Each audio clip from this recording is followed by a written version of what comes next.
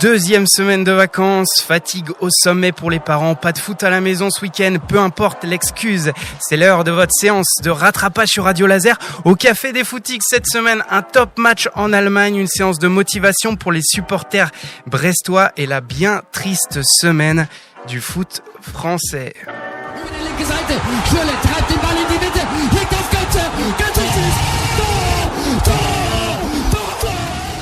On file en Allemagne cette semaine pour l'affiche du week-end. Le Bayern Munich reçoit son dauphin, le Bayer Leverkusen, comme le dirait Jean-Charles Sabatier sur beIN Sport. Leçon de jeu offensif donnée par Leverkusen aux Bavarois. Pressing, combinaison en une touche. En bon footix, vous pouvez le dire haut et fort. Leverkusen, c'est le foot, le pur foot. Florian Wirtz, homme à tout faire, a mis le feu dans la défense munichoise. Une percée à la 20e amène une tête sur la barre. Une frappe du milieu de terrain pour surprendre Neuer. Bref, 2 barres, une autre tête repoussée sur la ligne, avalanche d'occasion, une ultime frappe de Wirtz vient flirter avec le poteau en fin de match. En face, rien à se mettre sous la dent, 0 tir cadré, mais c'est bien le Bayern qui fait la bonne opération de la semaine. 0-0, score final, rageant. Munich garde 8 points d'avance sur son adversaire du jour, un gros pas vers le titre en Bundesliga. Foutez le feu à la pause café en disant que le Bayern ne mérite pas du tout, mais alors pas du tout. En Espagne, course au titre complètement folle. Le Real et l'Atlético font nul ce week-end. Barcelone joue ce soir le Rayo Vallecano pour reprendre la tête de la Liga. Ce serait la perf du week-end. Et en Italie, suspense total. Naples, le leader pour 2 points devant l'Inter Milan, a bien cru perdre son fauteuil après son match nul contre la Lazio samedi. Mais défaite des Milanais ce dimanche, 1-0 contre la Juventus. Énorme ouf pour Naples qui reste devant. La matinale, le sport sur Radio Laser. Mercredi, Brest va défier Paris au Parc des Princes pour tenter de renverser une situation compliquée en 16e de finale de Ligue des Champions en barrage. 0-3 au match aller, c'est sévère, mais l'avantage avec Paris, c'est qu'ils savent relancer le suspense d'eux-mêmes. Pour les footix du groupe, depuis 10 ans, le PSG s'est autoproclamé spécialiste des remontadas en Coupe d'Europe. 4 défaites cruelles historiques dans des matchs quasiment gagnés. Chelsea, Barcelone, Manchester United et le Real.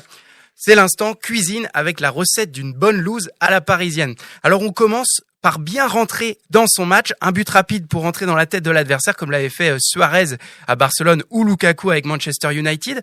Ensuite, on ajoute une belle pincée de bourde du gardien. Alors ça tombe bien, Donnarumma est un spécialiste du genre côté parisien. Un petit but contre son camp ou une erreur fatale, ça fait toujours du bien. Hakimi n'était pas loin au match aller, donc on espère qu'il va régler la mire. Et pour parachever l'œuvre, un buteur chauve au sommet de son art, capable de marquer un triplé en 16 minutes, comme le Benzema du Real à l'époque. Côté brestois, gardez un œil sur Ludovic Ajorc, auteur de 6 buts lors de ses 6 derniers matchs en championnat. Bref, Brest a toutes les raisons d'y croire. Très compliqué. Très compliqué pour ces deux équipes. Je pense que l'équipe qui va recevoir aura peut-être l'avantage à domicile de jouer à la maison. Le plein de buts en Ligue 1 ce week-end. L'OM conforte sa 2e place, 5-1 contre Saint-Etienne. Lyon marque 4 buts pour la 2e semaine d'affilée et Monaco étrie Nantes 7-1. Comme un symbole, Nantes-Monaco, c'est la première affiche de Ligue 1 diffusée dans l'histoire de Canal+, il y a plus de 20 ans. Et c'est un bon petit clin d'œil cynique comme on les aime dans une semaine digne des plus grandes telenovelas pour le foot français. C'est l'heure de l'instant. Oh bon non, il y a plus d'argent dans les caisses. Le sport sur Radio Laser. 9 novembre 1984, Canal est créé et mis sur la diffusion du foot pour se démarquer. Le début d'une longue histoire d'amour avec le football français. 25 ans sans réelle concurrence. Mais 2010, le Qatar débarque en France, rachète le PSG et crée sa chaîne beIN Sport et obtient donc la diffusion de la majorité des matchs du championnat. Canal perd petit à petit sa place. L'État donne raison même à beIN quand Canal dénonce des risques de conflit d'intérêts. Donc bon à savoir chez vous, être président d'un club et du diffuseur du championnat de ce même club, ça ne fait pas conflit d'intérêts. Voyons le bon côté des choses, ça allège le travail des banquiers, l'argent passe d'une poche à l'autre. 2018, Mediapro, société espagnole, remporte l'appel d'offres aux côtés de beIN Sport. 1 milliard d'euros pour la Ligue 1, bye bye Canal, merci pour tout. Et puis patatras, enchaînement Covid, faillite de Mediapro, 500 millions d'euros de pertes. Canal sauve les meubles en diffusant quelques matchs. C'est gentil, hein, mais nous, on préfère le flouze. Amazon puis DAZN remplace Canal. Nous sommes début février. DAZN menace de ne pas payer. Les clubs sont au bord de la crise. Le patron de beIN et du PSG est mis en examen. Ah et oui, Canal ne diffuse plus un seul match. Le sport sur Radio Laser. Alléchant, Rennes-Lille pour conclure cette belle semaine ensoleillée. Dépassés dans le jeu, les Rouges et Noirs s'inclinent 2-0. Première défaite de l'ère Habib Beye. Rouge pour Wu, 7 tirs cadrés à 0 pour les Lillois.